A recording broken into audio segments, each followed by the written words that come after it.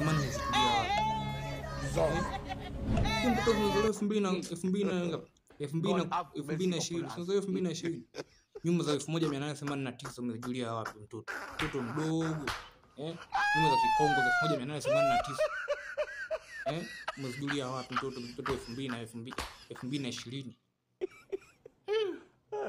Wewe ndio kutumia dini sio mtoto wako. Na upige dini.